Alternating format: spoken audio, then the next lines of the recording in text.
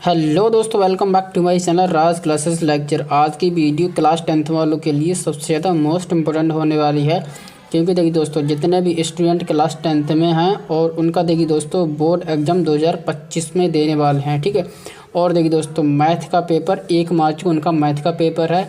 तो आज की इस वीडियो में हम देखिए दोस्तों एक ऐसे क्वेश्चन को बताने वाले हैं जो बोर्ड एग्ज़ाम में हर साल आता है और ये हर साल पूछा जाता है, और इस बार भी ये क्वेश्चन 110% पूछा जाएगा। तो इस क्वेश्चन को आप भाई घोल के पी जाना, ठीक है ना दोस्तों। तो इस वीडियो में मैं आपको एक ऐसा क्वेश्चन लेके आया हूँ जो बोर्ड एग्ज़ाम के लिए बहुत ज़्यादा मोस्ट इम्पोर्टेंट प्रश्न होने वाला है।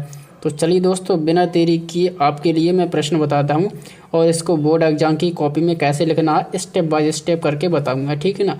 तो चलिए दोस्तों, हमारे पास ये प्रश्न है, ठीक है, मोस्ट इम्पोर्टेंट प्रश्न है, ये रिपीटेड प्रश्न है और ये हर साल बोर्ड एग्ज़ाम में पूछा जाता है। तो देखिए दोस्तों, हमारे पास प्रश्न है। सबसे पहले हम इस प्रश्न को पढ़ लेते हैं। प्रश्न में लिखा है, सिद्ध कीजिए कि √3 एक अपरिमेय संख्या है। हाँ जी दोस्तों, हमें पता है कि √3 एक अपरिमेय संख्या है। अब हमें तो पता है, लेकिन इसको हमें प्रूफ कैसे करना है, तो वही हम आज इसके बारे में बात करने वाले हैं कि इसको देखिए दोस्तों प्रूफ कैसे करेंगे। एग्जामिनर को कैसे पता चलेगा कि ये √3 एक अपरिमेय संख्या है, तो हमें इसको प्रूफ करना है। तो प्रूफ कैसे करेंगे, आइए हम इसको ना थोड़ा सा अलग तरीके से सॉल्व करेंगे। तो देखिए दोस्तों, ऐसे प्रश्न को हम क्या करते हैं, विरोधाभास विधि से हम इसको सॉल्व करते हैं। क्योंकि देखिए दोस्तों, हम इसको ना उल्टा मान लेते हैं। हम क्या करते हैं कि हम मान लेते हैं कि √3 एक ये अपरिमेय संख्या, उल्टा मानेंगे तो √3 एक परिमेय संख्या मान लेंगे, ठीक है। परिमेय संख्या मानने के बाद फिर हम क्या करेंगे, आगे कैलकुलेशन करेंगे और हम अपनी ही कैलकुलेशन में उलझ जाएंगे, फंस जाएंगे। हम इसको आगे सॉल्व नहीं कर पाएंगे। किस लिए सॉल्व नहीं कर पाएंगे, क्योंकि हम इसको गलत मान लिए थे, गलत एज्यूम्ड कर लिए थे। तो हमारा देखिए दोस्तों, जब हमारी कल्पना गलत हो जाएगी तो हम देखिए दोस्तों √3 हमारी परिमेय संख्या नहीं होगी, तो फिर वो अपरिमेय संख्या होगी।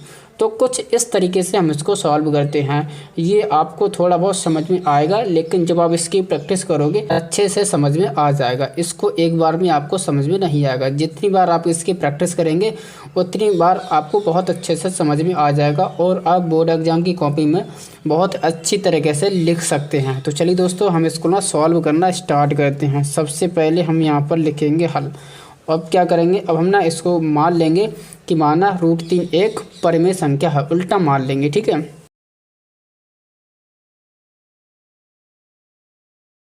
तो देखिए दोस्तों, √3 एक परिमेय संख्या है। जब ये परिमेय संख्या है तो हम इसको बटे की शक्ल में लिख सकते हैं, बटे की फॉर्म में लिख सकते हैं। तो हम क्या करेंगे,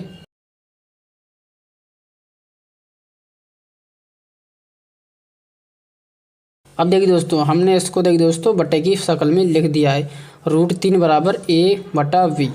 और यहाँ पर देखिए दोस्तों, ए भी क्या है, हमारी सहभाज्य संख्या है। अब सहभाज्य संख्या की क्या मतलब होता है, मैं आपको बताता हूँ। जो हमारी ए और बी है ना, ये फ्रैक्शन की एकदम से सिंपलेस्ट फॉर्म है। हम इसको और ज़्यादा आगे नहीं काट सकते। तो इसका यही मतलब होता है। कैसे, मैं आपको यहाँ पर समझा देता हूँ। जैसे यहाँ पर ये 2/4 और 1/2। तो 1/2 क्या है, ये भिन्न की सिंपलेस्ट फॉर्म है। हम इसको और ज़्यादा नहीं काट सकते, ये केवल 1 से कट सकती हैं। 1 एकम 1 और 1 दूनी 2, यानी कि ये इसकी बिल्कुल सिंपलेस्ट फॉर्म है। और ये 2/4 ये इसकी सिंपलेस्ट फॉर्म नहीं है, जबकि ये 2 से कट जाएगा। 2 दूनी 4, सॉरी 2 एकम 2, 2 एकम 2 और यहाँ पर 2 दूनी 4। तो 2/4 क्या है, ये इसकी सिंपलेस्ट फॉर्म नहीं है। लेकिन 1/2 ये बिल्कुल सिंपलेस्ट फॉर्म है, इसको हम ना और ज़्यादा नहीं काट सकते। तो इसलिए ये ए और बी क्या है, ए और बी भी यहाँ पर भिन्न की सिंपलेस्ट फॉर्म है और उसी को हम कहते हैं सहअभाज्य संख्या, यानी कि ये केवल 1 से कटेगी और किसी नंबर से नहीं कटेगी। तो अब देखिए दोस्तों, यहाँ पर आगे करेंगे। अब यहाँ पर देखिए, इधर रूट है लेकिन इधर रूट नहीं है। हम कुछ भी करेंगे, हम यहाँ से रूट हटाएंगे। और रूट हटाने के लिए हम क्या करते हैं, दोनों पक्षों में वर्ग करते हैं। तो हम क्या करेंगे, यहाँ पर लिख देंगे, फिर इसमें वर्ग करेंगे। देखिए दोस्तों, दोनों तरफ वर्ग करने पर, चलिए दोस्तों वर्ग करते हैं। देखिए दोस्तों, यहाँ पर दोनों तरफ वर्ग करेंगे, ठीक है। अब जब वर्ग करेंगे तो यहाँ पर देखिए दोस्तों, इस कार से रूट हट जाएगा, केवल 3 बचेगा। और यहाँ पर देखिए दोस्तों, a/v का वर्ग करेंगे तो a² और बटा v²।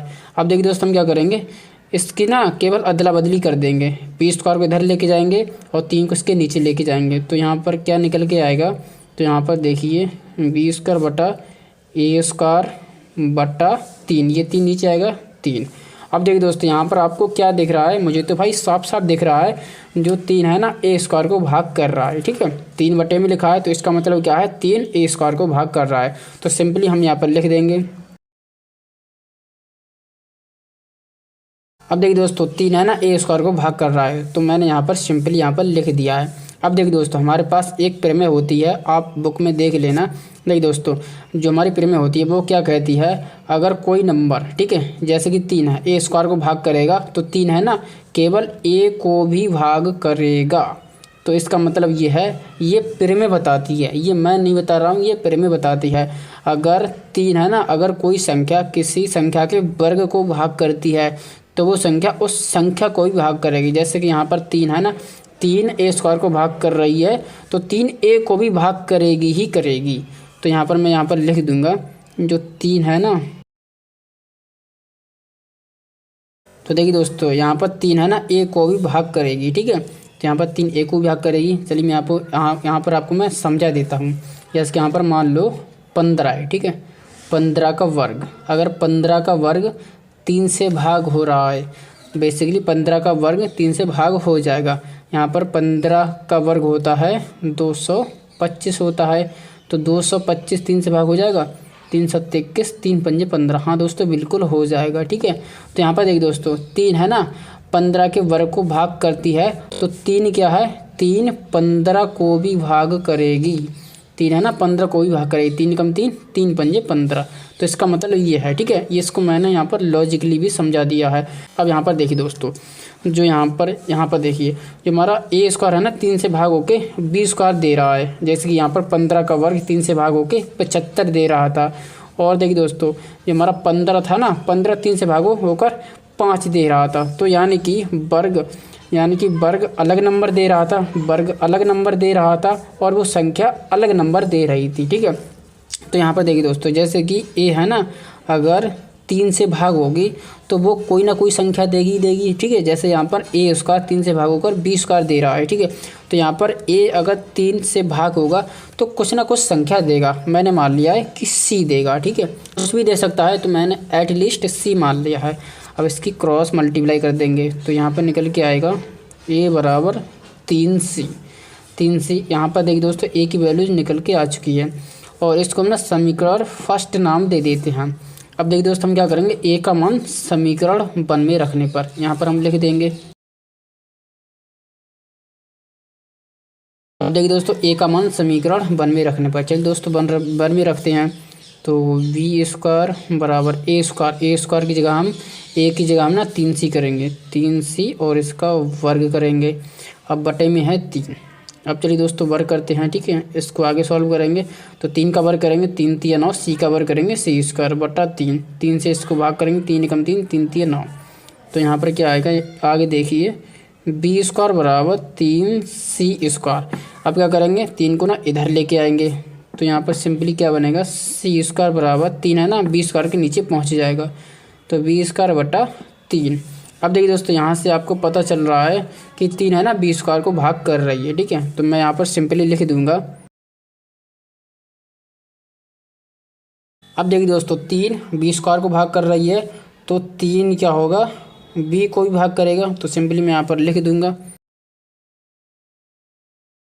अब यहाँ पर देखिए दोस्तों 3 है ना बी स्क्वायर को भाग करेगी और 3 बी को भी भाग करेगी, ठीक है, तो सिंपली मैंने यहाँ पर लिख दिया है और इसका लॉजिक मैंने यहाँ पर आपको समझाया था, आपको पता होगा।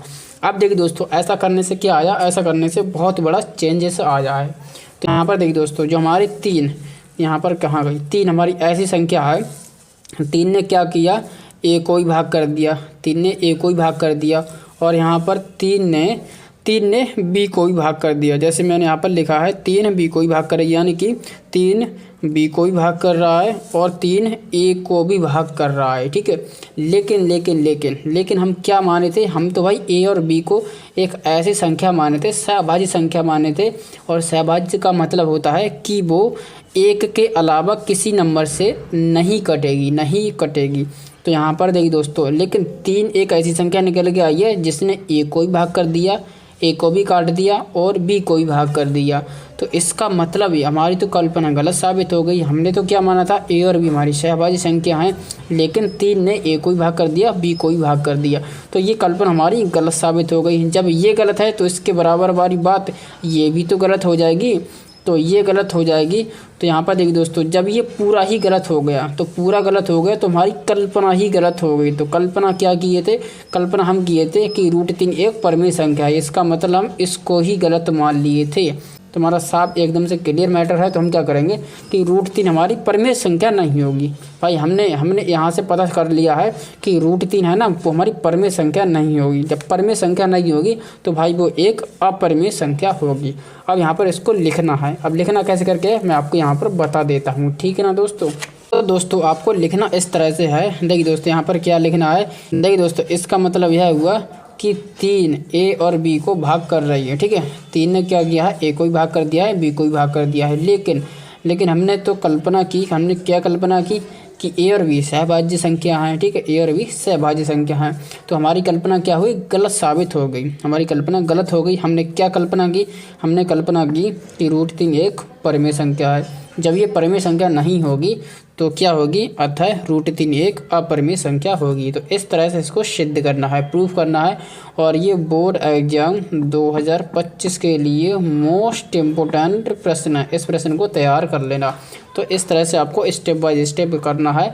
इसमें देखिए दोस्तों थ्योरी के नंबर मिलते हैं, इसमें कोई ज़्यादा कैलकुलेशन नहीं होती है। इसको इस तरह से करना होता है। केवल इसमें देखिए दोस्तों एक तरह से आपको रटना ही पड़ेगा, इसमें कोई ज़्यादा कैलकुलेशन नहीं है, कैलकुलेशन पार्ट है ही नहीं, ठीक है। थोड़ा बहुत है वो आपको समझ में आ जाएगा। तो इस तरह से आपको करना है। आई होप आपको बिल्कुल अच्छे तरह से समझ आ गया होगा। तो चलिए दोस्तों मिलते हैं ऐसी किसी नई वीडियो में। वीडियो अच्छी लगी हो तो वीडियो को लाइक कर दें, चैनल पर पहली बार आए हैं तो चैनल को सब्सक्राइब करना ना भूलें दोस्तों। Thank you.